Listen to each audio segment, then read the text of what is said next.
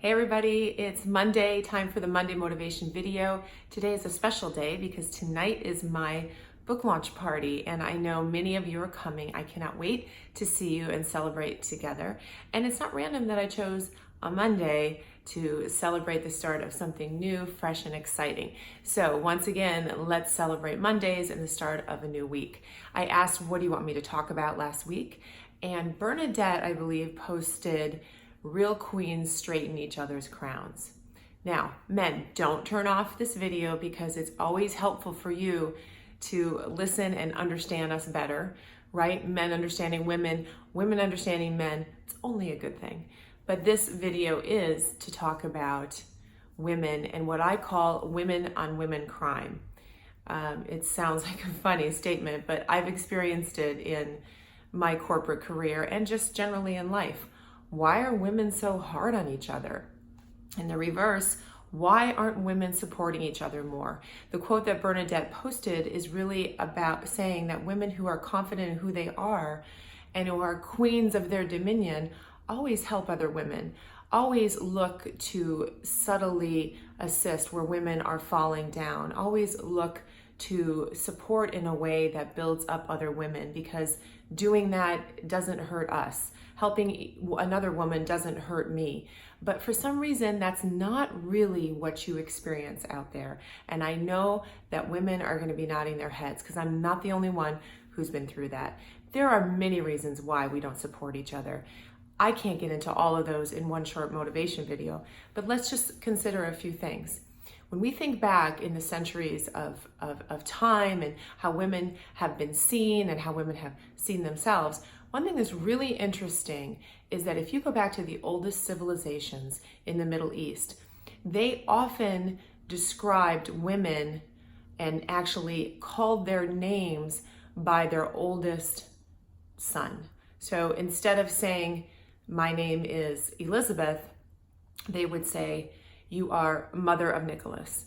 And my name was rarely said. I was always called mother of Nicholas.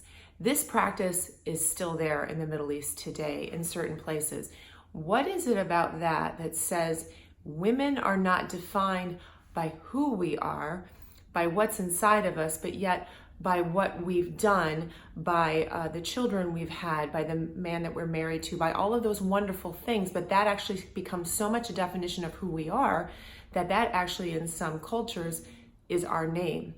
And I saw online, I believe it was in Egypt, they did a few years ago on Mother's Day, they had a bunch of older men in their 20s, 30s and beyond actually calling their mother by name, and the mothers were crying to actually hear their name that they were given at birth instead of hearing mother of all the time.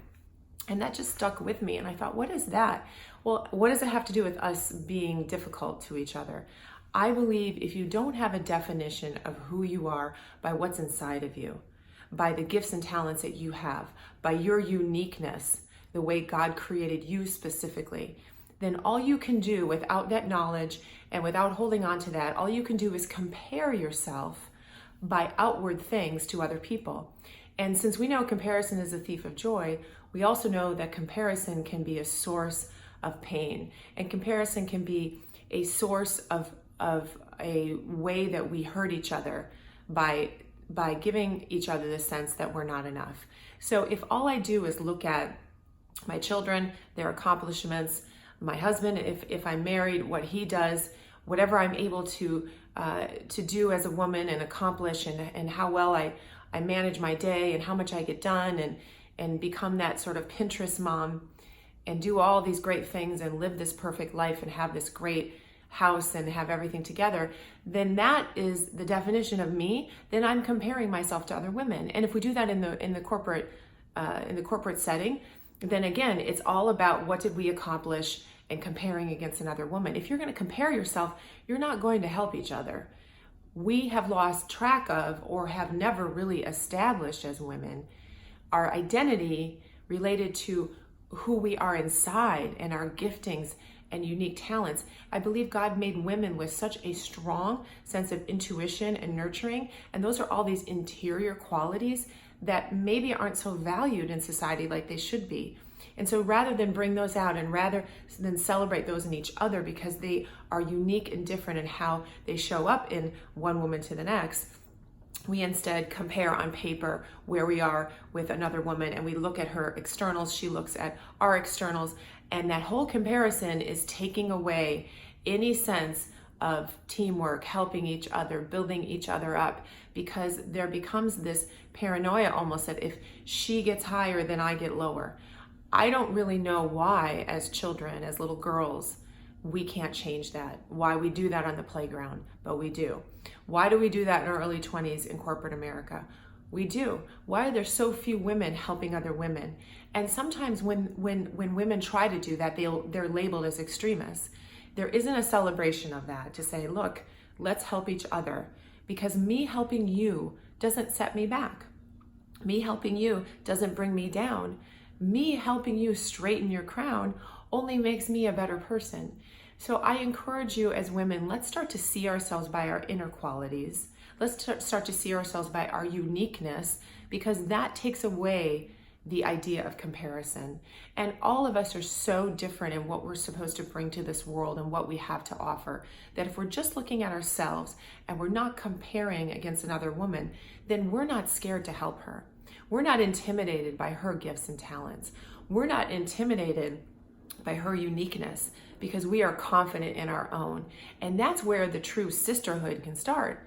That's where the true helping each other begins, by valuing that in each other and not trying to tear another woman down in order to build ourselves up. So there's a lot more to that subject, but I really today just want women who are listening to this to think about, first and foremost, what your value is inside, what your uniqueness is inside. My dream for everyone is that they find their purpose and walk in their giftings and talents. So I encourage you to do that work. The more that you do that, and the more that you look at who you are, the less you will compare. The less you compare, the happier you will be. The less you compare, the more you'll be willing, as a knee-jerk reaction, without even thinking about it, to support other women, to build them up, to help each other find our path in life. Because if it's not, if purpose is something that you don't understand in your life, let me just bring it down to something really, really simple. If you haven't defined it, let me at least offer to you that our purpose in this world, when it all comes down at the end of the day, is to help someone else. Our purpose in this world is to make life easier for someone else. So we can do that, women, for each other. So let's start to change that out there. Let's start to celebrate each other, and let's stop this comparison. Let's stop this competition that is meaningless, and celebrate the uniqueness and the way that God made each of us. Have a great week. I'll see some of you tonight, and I'll see the rest of you online. Have a wonderful, wonderful week. Thank you.